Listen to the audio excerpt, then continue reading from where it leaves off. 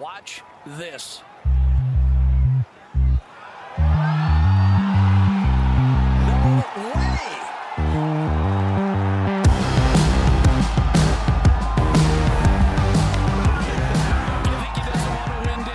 Hello and welcome back to another episode of Sam Plays Golf, the Cookie Jar Golf Podcast. I am Tom Mills. As always, I'm joined by Sam Williams. Thomas, thank you. Bruce Pleasure. is currently playing golf. He's away in Spain doing Spanish things over there. But it's silly season. It's the 2nd of September. Silly season is upon us. You keep putting this on social media. What does silly season mean? Silly season. It's like the first few weeks of December where everyone just goes mad and you go out drinking every night of December and it just gets way too much by I get the time. that in December, but this is September. And it's like the golfing equivalent. Golfing silly season. It's like all the commitments of the year seem to just get sandwiched into September and October. August is not a busy golf month. August is almost like the calm before the storm, before you get into the mania of it. There's matches, there's fixtures. I think it's probably the best time of the year for golf, September and October. It's very mild. You get things like members guests always happen in September, don't they? Yeah. There's a lot of club championships as well. Champs, yeah. We do have ours earlier in the season. Yeah, and like it's just a busy time for events. There's a lot of clubs will have opens and various things like that. We've obviously just come back from, weekend at the Kashmir Cup and the silver medal at R&D. I mean, there's just a ton of golf on, and it is silly season. Trips as well. Like, you're not going to go on a golf trip in summer holidays when the kids are off, where flights are extortionate and stuff. Maybe. So I'll accept that. I'm not sure it deserves its own social media posts, but I'll accept that. okay, well, when we're in a position where I need to get sign off on social media posts, I'll let you know. Is that all right? Well, I've just signed you off. Okay. I've told you off, but yeah, it's. I don't know. Maybe it's a poor take. Maybe it's just us. Maybe just us who've got kids that feel like this. A lot of people seem to echo the sentiment, but they came back on social media. There's a lot of trips going on. A lot of people saying they go in Scotland But I think... So it's validated, right? That was really validated. Life is silly season. We're always on tour. Yeah, golf life's pretty crazy, isn't it? But, how have you been anyway? You've... since we last spoke, we've done the last pod in the Biscuit Mill. We've moved out, so now I no longer live there. So that's been pretty manic hence the lack of sort of podding the last sort of couple of weeks, but we've got one to catch up on, which is another episode of Sam Plays Golf. There should be a little mini micro series within Course Diaries. Sam Plays Golf. Well, Course Diaries is increasingly becoming Sam Plays Golf because just the sheer level of apathy on yours and Bruce's part to chronicle and journal your golfing lives is I haven't got a golfing life. That's the problem. You're going out and playing these. You're literally playing these places all the time. But anyway, look. Funnily enough, Church Stretton is not too far from where you've moved to. Actually, it's a little bit out, sort of. Oh, is it not? Is it far? Is it? It's kind of equidistant. Your place from Church Stretton, from Bromsgrove, which is near enough irrelevant for information for anyone who listens to this podcast that doesn't live in Bromsgrove or Bewdley. But yeah, I mean, it's kind of right into the sort of depths of Shropshire, which we'll come on to. But we're recording this podcast, we should say, in my front room, which is the first time we've done that. Yeah, I think it's definitely the first time this has had a pod in it, unless you've been doing super secret pods without me. But I'm pretty certain this is the first time it's had a podcast in it. No. It's a very lovely room. It's got golf on in the background, although on silent, unlike the pilot. Corn Ferry Tour. Unlike the pilot where we left the sound on in the background. Corn Ferry Tour finals looks heinously difficult. So yeah. Look, so we're here to do a little podcast today about Church Stretton. Maybe worth talking about how this one came about. I think I've been mentioning this course a few times to you, saying we should probably go and check this out. Since you were very young, yeah, you've been mentioning Church Stretton quite a lot, and you also you put up something on. By the way, I'm going to throw it out there now. Sam's code for I haven't played this since I was very young is. It's just not true. No. I've never played Church Stretton before. I'd never been. So no, but when I say that you've been talking about it since you were very young, is code for you haven't been talking about it. But I had been saying for weeks, saying like we should definitely go and play Church Stretton. Yeah, and then I was quite curious to go. Oh, like just throw some names of courses out. I seem to remember when we were in August, right at the start of August. Our club Blackwell had some greens treatment done. It's a quiet golfing month, as we've already said.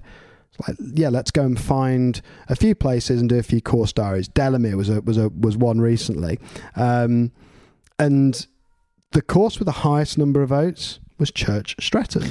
Yeah, and which is a strange one, really, because it's not one that most people have heard of. Really, it's not highly up on the radar. But our world I'd heard community about is it and seen it. I mean, it's another one of those kind of cliff top dramatic. There's something going on outside here. We don't usually get this in the biscuit mill. What's going on outside? What a bizarre noise. There's someone going out with a tannoy just blasting stuff out. This can't be a permanent pod location. We must sort this out. But continue. Church Stretton. Well, you know, I knew it was one of these sort of dramatic courses. Is it like, you know, I've heard it being compared to Cleve Hill. I've heard it being compared to Kington.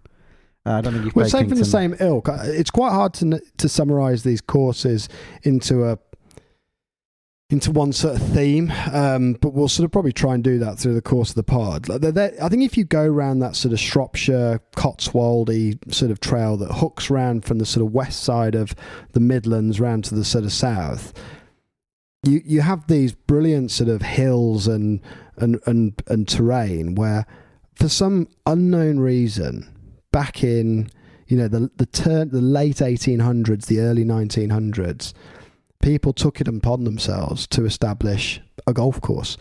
The land is incredibly complicated to try and figure out a golf course, but it's so dramatic and it's so picturesque that you're kind of really glad they did. But you must think that, you know, it was the path of most resistance to build Church Stretton Golf Club where they built Church Stretton Golf Club.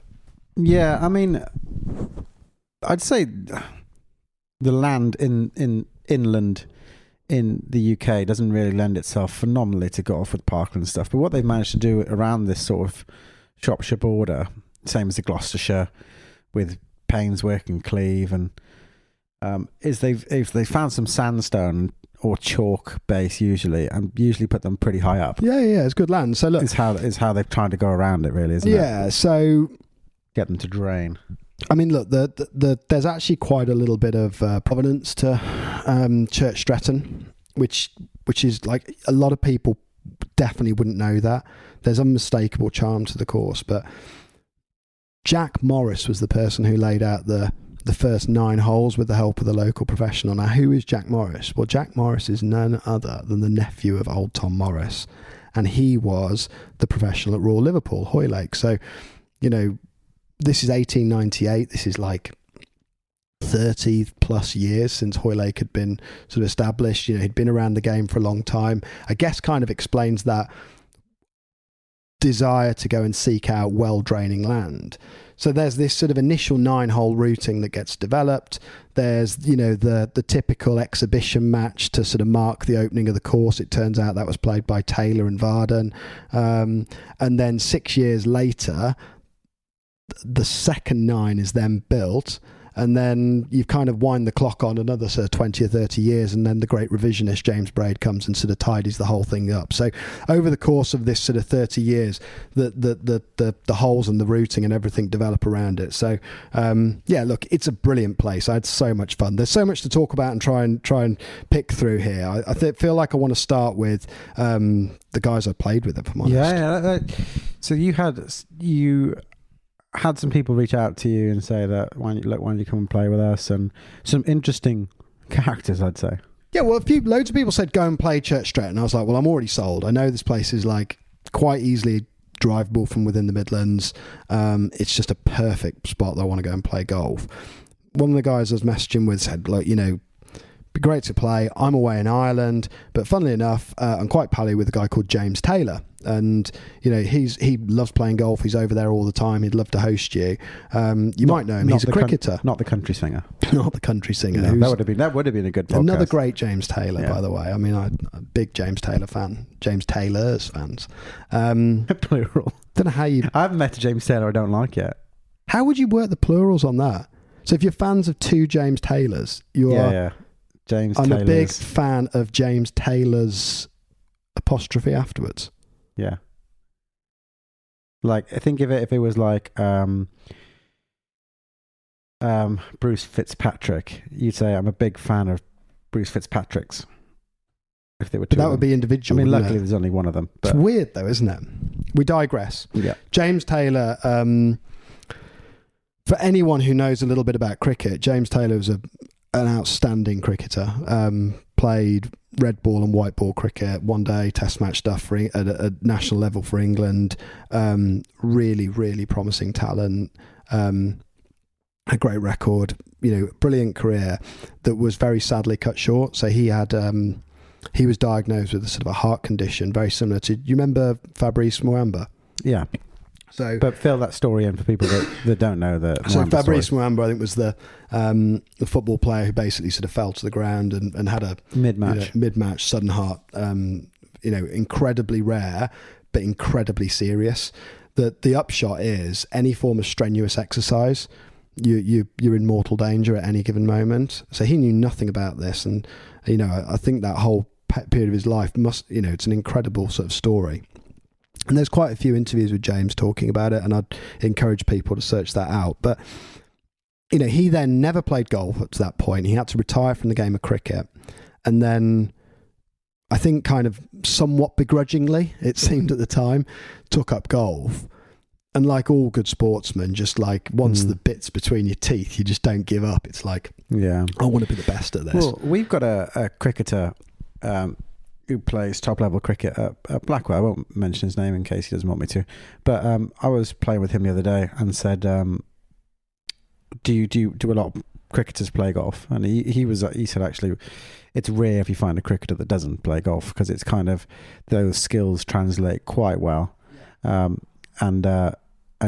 kind of, obviously very competitive. And stuff, it's a weird one, cricket. Like you said, there's a huge natural progression. The big difference is obviously it's a stationary object versus a moving object, and it's... Well, he was saying in his golf swing, he finds it quite difficult not to really get ahead of the ball, because like if you think in cricket, you kind of step into the ball and you're leading through with the arm, and you kind of really trying to attack the ball, and you get ahead of it. Whereas that's his tendency, because he's a batsman. That's his tendency to try and get ahead of it. And he can lose a few, but when... And you play with the face open quite a lot in cricket, I think, if you bat. I mean, I played a bit at schoolboy. You can melt the ball, I'll tell you in that. the summer when you were doing... Yeah, totally. But I always found, like, in the summers when I played a lot of cricket and golf at the same time, I'd be hitting, cuts for fun, like, because you just get you bat with the face open. Anyway, look, James Taylor has gone from essentially never playing the game to he's playing off +3 now. In a remarkable space of time. We're talking like 5-6 years here. Totally and utterly obsessed with the game, and a really, really good guy. But he doesn't play his golf at Church Stretton. No, he plays over in Nottingham, which is where he lives. But I played with James and his brother-in-law, Cam. Cam's an outrageously good bloke. So Cam's a member at Church Stretton. He's like Mr. Church Stretton. So we had a sort of an afternoon there, the three of us, which was just cripplingly hot. This is back to the point of why September golf is better, because, I mean, you can have too much of a good thing in this country. It was so hot. I'd say half of September was hotter than the sun. Half of July. Half of August. Half of August, yeah. It was cripplingly hot. And the course was baked out and everything. Cam turns up in this massive pickup truck and he's like, can't wait to get going. You boys got some water. And you're looking at this huge, like, landscape you're going to have to sort of traverse to get your way around. And I thought, that's a really good idea. I'd already shoveled factor 50 all over myself, and headed out with, I think, 500 ml of water on board, which was like, it was akin to taking a knife to a gunfight, basically. Yeah. I mean, it's an interesting one because, I mean, we don't want to digress too far away from the golf course itself, but with James, it's clear that, as it is for many people, that golf has become a tool basically to overcome issues in his life, and he's just a tremendously interesting bloke on his own. But let's not move away from the course itself, because we do need to address the course. I mean, but look, I can't stress enough how much fun I had with Cam and James. They're just outstanding guys. Cam's brilliant, lives around the corner, plays a ton. I mean, the vibe at Church Stretton is just really relaxed. This is not a... Is it quite wide open, or is it quite... So let's do the course, because a few things I want to circle back on, because I think the club culture is worth talking about there. That felt really special, and some of the other bits. Let's just talk about the course for a minute. So I can't think of any other course in the world that you start with 3 par 3s. What, in a row? Yeah. Do you actually? Yeah. Are they all uphill? Three is like a lung busting walk it's to a get mountain. to the tee, but it's kind of flattish. It's like a mountain course, isn't it? Yeah. So it's kind of cliff top. Greens are sort of stitched into these areas. You've got that feature where you have the severe runoffs and the severe banks that border the higher and lower side of the greens, where they've obviously shoveled earth and then just tipped the scrap up to the side to create creates these runoffs, which I actually think is a brilliant feature. I mean, architecturally, you don't see much of it in a lot of courses because outside it's the Cotswolds. Yeah, because it's just not needed. But I mean, the hills are. I mean, it is a lung busting course. These mountain hill cliff top courses, whatever you call them, they tend to, the first few hills are always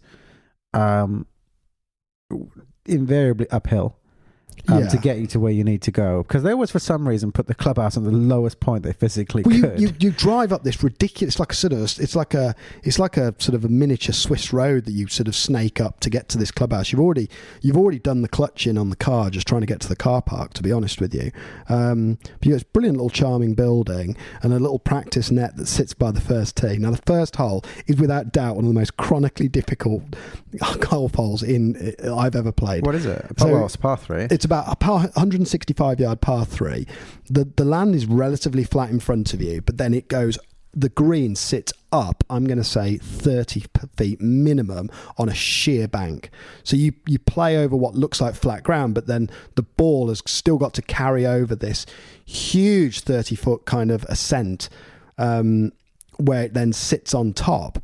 Now we're playing in this height of summer, so the course is absolutely baked and firm. You almost cannot stop a ball on top of this green, because then what happens if you go long? Just disappears back down another ravine over the back of it. So there's no backstop. So you've got this huge hill left of the green long as well. So that's actually quite a good natural backstop. And the green's orientated in a sort of a front right to back left direction. So the carry's slightly shorter right, but you just cannot miss right. And this is your first shot of the day. You've got 165. I mean, James had this laser thing, and he had it with slope assist on. And I still couldn't understand how he was explaining yardages to me, but he was like, "Yeah, this is like a 190 shot." So I was like, "Okay, well, I'm gonna first shot that I'm gonna have to hit 5-iron at this." And quite intimidating when you look at this and you think, unless I get this absolutely on the money, high struck, you're not going to sit on the green. And I think I did about 3 laps of that green before I even got putter in my hand. Sounds like you want to play a 175 yard bump and run. Yeah, you just wouldn't get up the hill. It's like you couldn't get you couldn't putt up the hill. You couldn't do anything. Is it a layup and then a wedge? Is that probably the best way? No, you just got to hit a really good long iron into the green. So that's hole 1. It's memorable. I'm going to throw out there. I know this is going to be a long podcast, it feels like, but I think it's worth it because there's so much to this. It's nice to talk anyway. I like the sound of my own voice. I'm personally not a fan, because we travel quite a lot, and I think it's a Blackwell thing that you never hit a ball before you hit the first tee shot. Never. So you might have a putt. That's it. Yeah, it's like this practices for wimps type mentality. which is absolutely atrocious, and I know that. But because of that I hate hitting an iron off the first tee. I hate it. Like, I want to see as much club face as I can on the first one of the day, because I haven't hit the ball yet. So, I'm not a massive fan of pulling irons. There's a couple of good par 3 openers. Well, like Lytham. Lytham's it's like the first tee shot at Prestwick, where you've got to hit a long iron down there, and it's just not the club you want to be hitting, and it's not a long golf hole, and it is quite forgiving, but it's just forcing you to do something that feels quite counterintuitive. Well, as someone who's got the Al Hazels in the locker as well, I mean, just looking down with something with a hosel, you're like, I don't really want to hit this. Oh, you're totally stuffed if you shank it off the first Church Stretton. You are totally stuffed. But I think that applies to 99% of golf shots. If you shank it, so. I mean, we're getting really sidetracked on one, but you can sense immediately. It's like, I get it. Like, hardest golf hole on the planet. You just know you're playing somewhere that day that is going to live in your memory. Would you say it's a volcano green?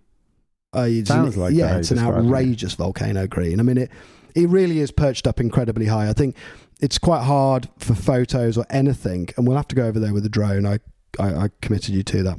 Oh, brilliant.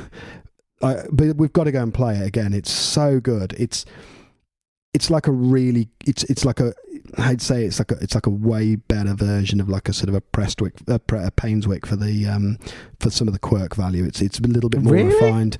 Yeah, there's the features are as provocative, but it plays as a fairer challenge, if that makes sense. It doesn't feel quite as just totally prohibitive to play. I'm going to push back on Painswick there, because that quirk value was through the roof. And also, if we'd have respected Painswick, I think it could have been fair. We just chose not to respect it and got absolutely kicked around because of it.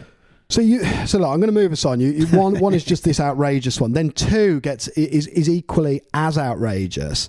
Probably the tee to green elevation is equivalent to 1 again. Playing about 130 wedge. You've got this sort of mounding on the left, then mounding on the right a bit longer, and the green's perched over that lovely little green. You've kind of got to let it fall in from the right. Beautiful wedge shot up there. Again, it's one of those sort of thrilling blind shots. You know, again, you're like, crikey, this is really crazy. And then you come off that and you walk across and you get to look over the 18th hole that comes in, which is this par 3 again to finish. Which plays down this little sort of corridor of a ravine. And 3 then is perched up right on the edge of this little peninsula of this little rocky outcrop. And you play the final par 3 then over, what is probably about 170 yards from memory, to a green. You can actually, for the first time, you can see the bottom of the flag, albeit only just. It's the first time you've got a glimpse of the bottom of the hole from a shot you're playing. And that completes like the opening trifecta of madness at Church Stretton.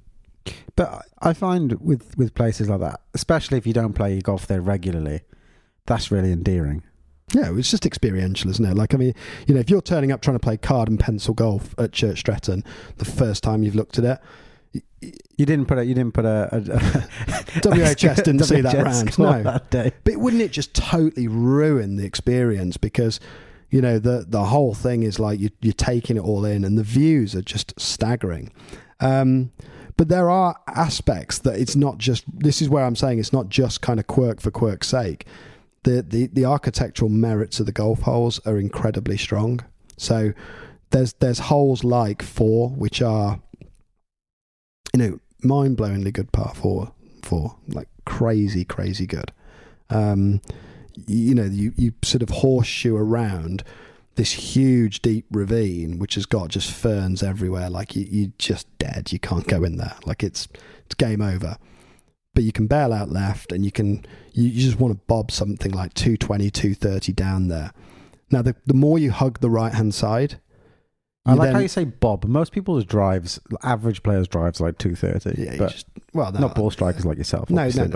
Well, it was very firm just anyway, so it was all running down there. You could probably hit a lot more in the winter, to be fair. But the more you hug the right, you play this second shot where it's like this fern stuff sort of comes right in and across the par 4. So you've pretty much got to go over it with your second shot. And then the green kind of is perched up the top, sort of in one of those Cotswold style greens where it's stitched into the hill. Now, if you're playing it from the far left, you've got to play it across the angle. And that means the ball is much more likely to be rejected. So you've got a lot of safety left off the tee, but you're still going to be hitting like a 6-iron in or a 7-iron in or something. You're going to be hitting a decent amount of club into this green. If you're playing across the angle, you know what happens. The ball it's rejected. It's 50 yards. It's down the hill. Like you're fighting for 5. If you're playing from the tight right, which is that's the more tricky driver line, you're playing up the hill where you've got straight hill looking back at you, so it's not going to be rejected. It's just going to be killed into the face of the slope. Very, very clever hole. Really, really good. And then that's where the whole course then starts to open up, and you start to see everything around, and you've got these huge hills over in Shropshire which kind of define the land, but then you've got massive long basins as well. It's quite a remote part of the world. It's just a really remote place. It's not, for somewhere that's quite central to England, it's just really rural. Yeah, well, there's a lot of that around there, isn't there? I think It's too hilly for anyone to bother to build on, so they just kind of ignored it and worked around it. But not all of it's that hilly, you know. When you're up there, you look at it and go, Christ, yeah, those are like really big mountains and sort of hills. And then you've just got miles of just flat land. So what else have we got in terms of standout holes? What else really caught your eye? So, I mean, I'd say the standout hole for me was 8th Cop. Is it one of those that's got named holes as well? Yeah, it's got nice named holes as well, like some old school. But it's a historic golf club. There's no getting away from this. This is not. 8th is a fairly sort of. It's a short par 4. I mean, with the firm ground, I think I hit 4-iron at it. You know, a lot of the golf holes to the green. Mm-hmm. So a lot of the golf holes at Church Stretton are really drivable. Very few of them you're hitting anything that's remotely long into them. It sounds like the defence is the greens, though, not the... Yeah, definitely. The and the land. The land's the really big defence. You know, you've got huge slopes and runoffs everywhere. So, you know, and when it's firm, the ball's just getting rejected in every angle. So it's playing like hyper linksy, but we're in that drought. But, you know, you get the sense it plays pretty firm most of the time anyway. 8's this little short par 4, stunning. You know, the infinity behind the green is like off into the hills where you can just see absolutely, you know, everything in the landscape, but no golf. It all falls down to the right. You've got a little bit of safety left, but you know, you've got it. You can kind of go at the pin and really take this on as a par 4. If you get it a hair wrong, you're going to make 6. You can quite easily hit your 6 or 7-iron up the left and probably get quite a sort of straightforward 2-putt. If you look at the 18th hole at North Berwick, it's a little bit like that. You can go all out and sort of go, yeah, do you know what? I'm going to try and get close to this and attack the golf hole and make a, dare I say, a 2 or a 3. Or you can probably have ultimate comfort with up the left and hit a little bump and run in and make you 3 or a 4. Is it the 5th at Deal, that sort of thing? It's 5th or 6th? 6th at Deal. Yeah, I mean, no, it's not. It's nowhere near as dogleg as that. It's like that's really not on off the tee, whereas this one is almost certainly George Donahue. Yeah, but I mean, he's like 300 carry and there's no miss. But this is totally on, and it's, you know, it's accessible. Like most golfers are going to get round this place. It's not hideously penal. But there are just certain spots where you cannot miss.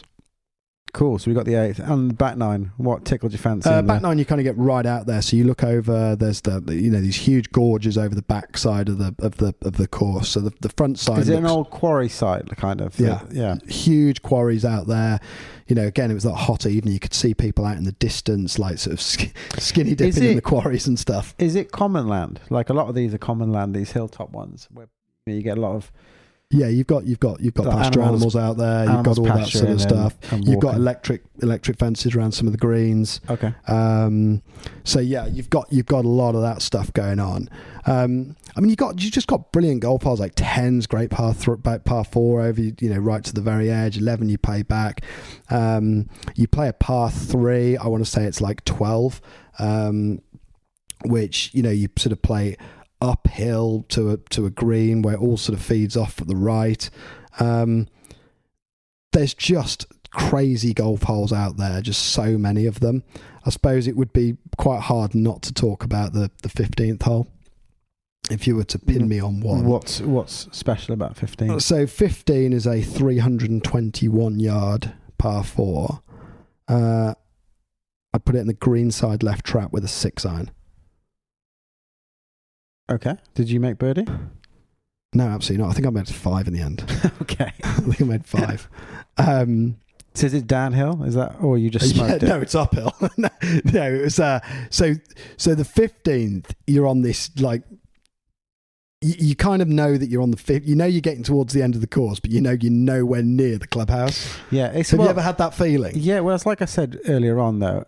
You find with these old cliff top, hilltop, mountain top courses, the first few holes are always mega uphill, but you've got to get because back. Of that, the last few holes are always like, here we go, boys. It's like, well, that's the thing. And I think when you get to 15, you realize that you've spent most of the back 9 and you haven't really lost any elevation, because from I would say like the 6th or so, you've reached quite a high level, and you stick around that for a good 9 holes.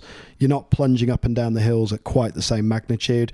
You know, 9's a big climb, to be fair, up the hill, but there's a few big walks. But you haven't lost any elevation, and you're starting to realise, I've got 4 holes left. I've got to get down this hill somehow. Like, I'm going to have to hit some big shots downhill. 15, you sort of play out. The hole falls immediately down the left. There's like netting up behind the 16th tee, because clearly you can blow your drive and then it'll just careen into the 16th tee where people can stand. It's totally blind. And once the ball has kind of summited up on the hill and down to the left, it doesn't matter what time of the year it is, gravity is taking that thing down the hill for you. Yeah. So it's the yardage is totally irrelevant. You've got to get the right line. It's a thrilling golf shot. It's anything but fair.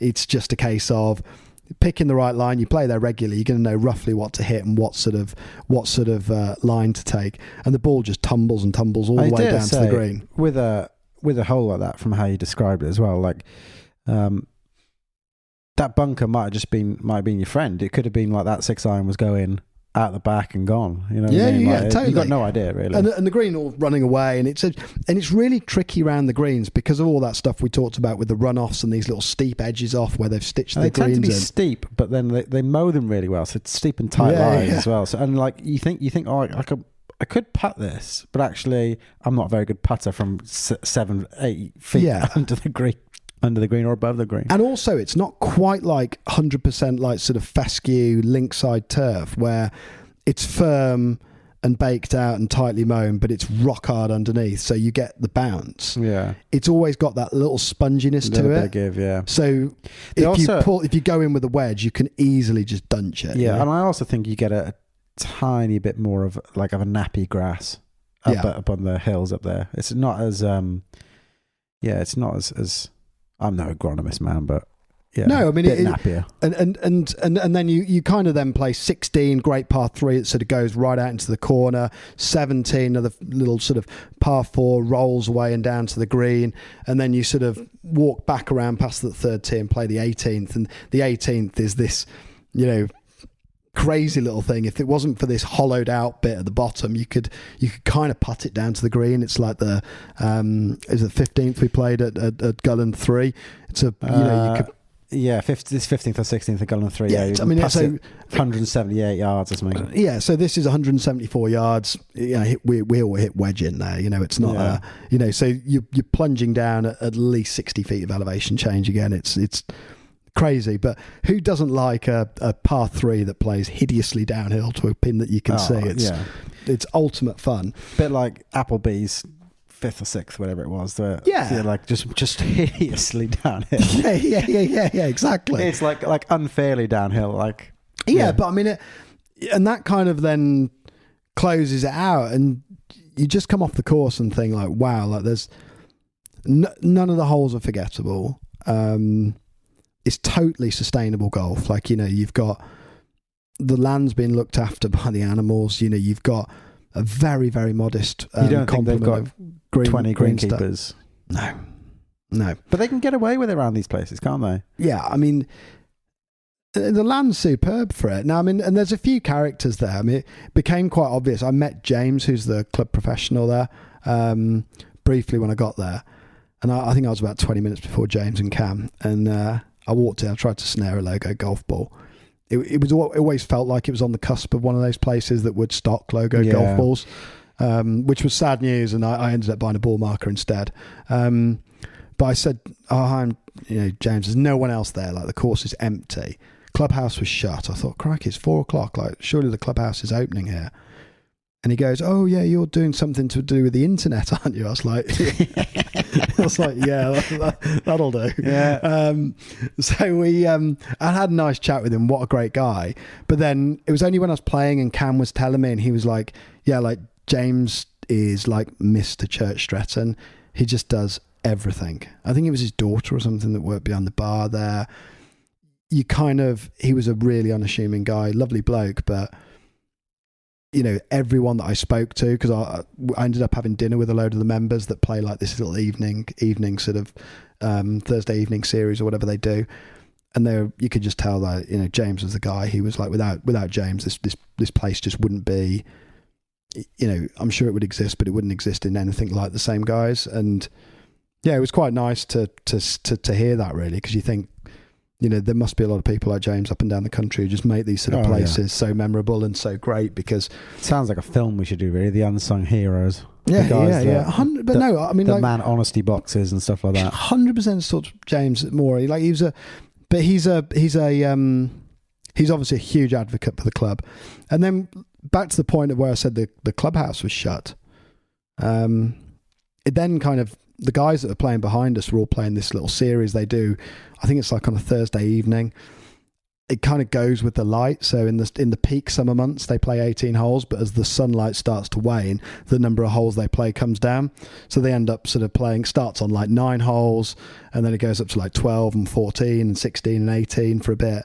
And nice. It runs over the whole thing. And I think Cam was leading. It's like the FedEx Cup or whatever. So he was like leading the order of merit, I think, for a while.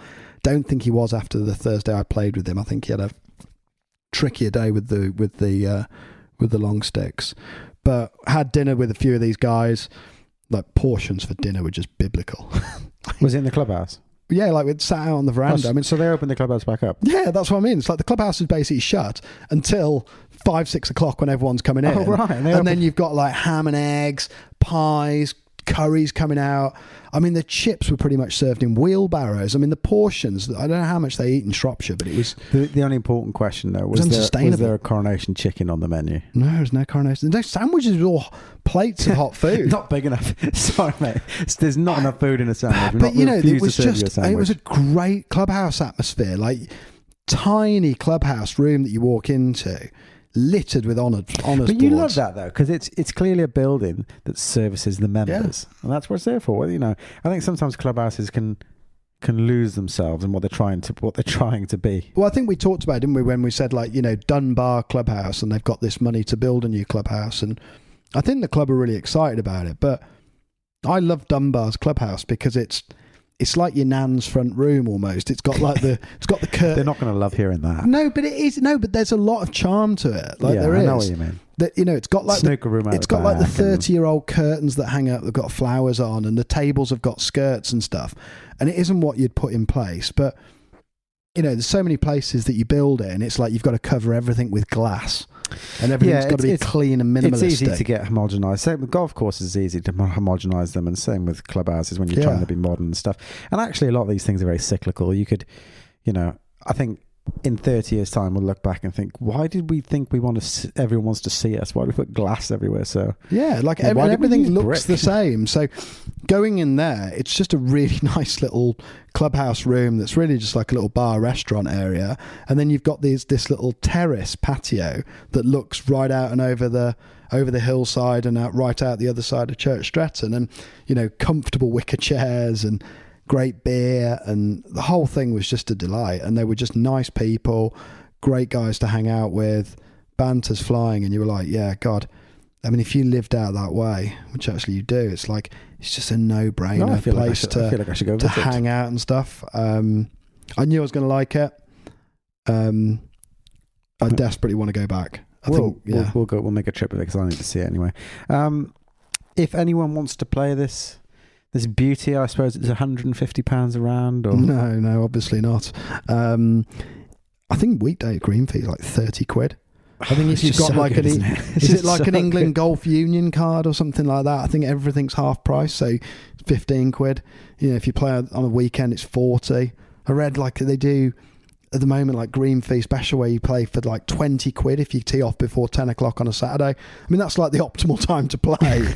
That's ludicrous. If you want to play, it's like if you want to drive your car in rush hour, we'll only charge you 50% on the petrol. It's just crazy, isn't it, that people say, golf's an inaccessible game when you can just literally go and play with 6 or 7 sticks and enjoy Church Stretton for 20 quid on a Saturday morning. I mean, we don't want to get too deep in the weeds, but I think if you know where to look, it's plenty accessible.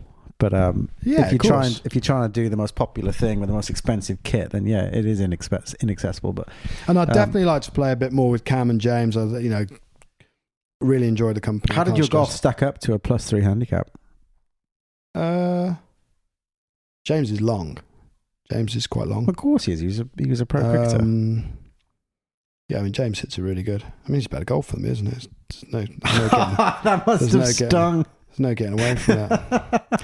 I tried to goad him, to be fair. So on like 8, we didn't really. 3 is such a we should talk about this. 3 is such a shit number to play in. Like, if you actually want to have, I like a little jewel, but you can't do anything with a 3, can you? So it's like, no, who wants three ball. I don't think there's. We need to go on Instagram or on social media. We need to put this out there, but I'll let you do that. That's something I will allow you to do. You'll allow me to do it.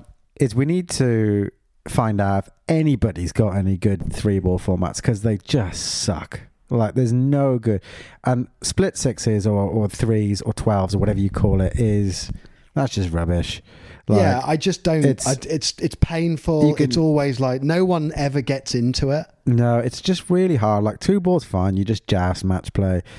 Maybe there's some cool 3-ball match play that I don't know about. Something cool I didn't know about. I really wish there was. I mean, skins is probably the best thing you can do. But even with skins, like, you can play like garbage and just pick up all the dough, because it's just the way it is. Well, Camus was playing his own ball as well, so he had a card because he was in his order of merit thing. Yeah. I was pulling hard for him in that. And so me and James has sort of like gone out. James has got a newborn, I think, and he was like, the excuses were coming out on the first tee. He was like, I'm not playing as much now. I'm not playing as much. I've kind of got really low, but now he heard about your golf, clearly. Yeah, he was terrified. And he's not playing sort of 5 times a week or whatever he was doing before.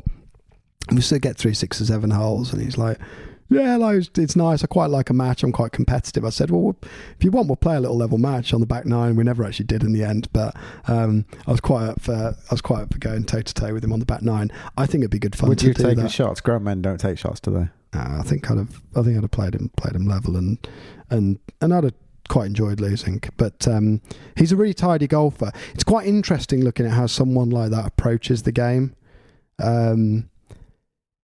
Coming at it so late in life, where not later in life, but it's like most +3 golfers have played for a lot longer, and they accumulate. And I think there's a lot more knowledge around shot selection, perhaps, or just experience in getting the ball in the hole, as opposed to just being a great ball striker. Every golfer, a generational ball striker. But every golfer, every time they go on the course, they're accumulating knowledge about how to get the ball in the hole, and very often that is not by hitting better golf shots. But I don't think it's just by playing. I don't think you get to be an elite professional sportsman, an international professional sportsman. Yeah, I mean, he's like one of the greats. Without being pretty good at just being able to adapt to that sort of thing. No, but he's built that by, and I think he'd say by his own admission, by just working really hard at the technical aspects of golf. And to get the results that he's got from his game without really accumulating a ton of like golfing IQ of just figuring it out, like really good, scratch players that have been around the game for 30, 40 years. Like, they can just have a really rancid day on ball striking and they'll just figure it out. James hasn't got all that kind of 30, 40 years in the background to just lean on. So seeing how he attacks it is quite interesting, because he gets it round really well. But I also think, speaking as a non-low golfer, but I think if you're like 3 or below, certainly if you're scratch or below, you just have to have a really hot short game. There's no way around it. You just need to be able to get up and down like fun. Otherwise you just can't maintain it. You're not going to hit every green. So you got to have, if you're like scratch or below, like a blisteringly good short game, and that's really hard to learn. This is a huge digression of what we're no it's interesting. I think you have got it, and they're also different. They're all such different disciplines, aren't they? And it's to do any one of those at an elite level in the space he's done it's difficult. To do it all and be able to have a really fully packaged golf game is. And therefore his technique's tight. Like, everything looks good. It looks like, if you just drop kicked him through a really, like a an intensive program on, you know, how you play the game at a technical level, that's what you'd get. Like you just, and there's obviously a mindset there with an elite sportsman around how they apply themselves to these things and work at it. It's just a fascinating little offshoot. But Cammy also, just what a guy. Like, I mean, as a member up there and just like, you know, living locally and stuff, and you could see the endless afternoons you'd have up there, just the fun and yeah, I just really enjoyed both. What's quite nice about these places on hilltops as well is that you can drive up there, have a few fresheners and just roll back down the hill. Yeah. You don't even have to just literally pencil roll down. Yeah. Exactly. It's just no problem at all. It's a really nice place, Church Stretton. Like, I'd never been to the town. You drive through, it's lovely. Like, there's, you know, all this nice stuff going on. But yet another glowing endorsement of another kind of unsung or underrated or just lesser known golf club. And I suppose the upshot for a lot of these things that we do is that I think many people, including us, to be fair, can get too fixated on the courses you've heard of and the courses you know, and just to take a recommendation every now and again is, if someone's recommending it to you, it's probably worth going and see. So it's something that we highly suggest that our listeners do more often. Yeah, totally. And I think anyone could just pull the trigger and head up there. I think I didn't get the sense this place is heaving every day of the week, but yeah, you could go there. You could even go there on sketchy weather and just be like, do you know what? If I've got, you know, if the weather turns on me, there's opportunities to loop back to the house. You're out there. It feels like you're out there and quite exposed. That's the only thing I'll say. Like, we played it on a quite still day. You wouldn't want lightning to come. I mean, you'd be dead. You'd just be dead. But if you got out there and the weather really turned, I can imagine it would feel like a slightly less tranquil experience. We had very little wind, and it was actually uncomfortably hot, to be fair. It was well north of 30, even in the evening. But you get it on the wind, it's going to be a terrifyingly difficult challenge, that course. Yeah. Like, terrifyingly difficult. Changes the dynamics completely. Yeah, but there's so many of the par fours are reachable. So many of them you don't need anything more than a 2-iron to get near, actually. It's just it really is, you know, and it feels like a soundtrack to the podcast, but because we play a lot of these types of courses and enjoy them, you know, it is a match play course again. It is not a card and pencil job. When they were designed, I find it interesting. I don't want to bring up live and stuff, but this a few months back, maybe 6 weeks back, John Rahm was asked about live, and he said, you know, I want to play 72-hole stroke play, a format they've been playing for hundreds of years. I'm like, dude, like 72-hole stroke play was brought in like the 40s and 50s. Like, before that, it was match play. That's all they did. And all these courses were designed when all they did was match play. So yeah, exactly. So most of these courses that were designed back in the late 1800s, early 1900s, were designed to go, you know, play a match and have fun. Well, it's been a pleasure doing that with you. I'm looking forward to the day that I can interview you about a golf course you've played. I've got a few in the locker. We could go back in history and do a couple out. Well, we're going to try and do a few more of these course diaries. We enjoy doing them. They're good fun. We hope you guys enjoy listening to them. But until next time. Adios. Watch this.